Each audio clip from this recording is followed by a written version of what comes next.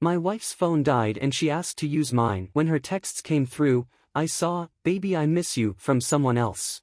Sometimes the most devastating discoveries happen when you're simply trying to help someone you love. When your spouse asks to borrow your phone because theirs died, it seems like the most natural, innocent request in the world. You hand over your device without hesitation because that's what married couples do. They share resources, support each other, and trust completely. But when that simple act of kindness becomes the moment that destroys your entire understanding of your marriage, it reveals how the people closest to us can hide the most devastating secrets behind the most ordinary requests for help. Modern technology has created new ways for people to maintain secret relationships, but it's also created new opportunities for those relationships to be accidentally exposed. When someone is conducting an affair through text messages, phone calls, and digital communications, their devices become both the lifeline to their forbidden relationship and potentially the evidence that destroys their marriage. A dead battery, a forgotten password, or a simple request to borrow a phone can instantly transform years of careful deception into undeniable proof of betrayal. I'm Michael, 34 years old, and I work as a project manager for a construction company in Charlotte.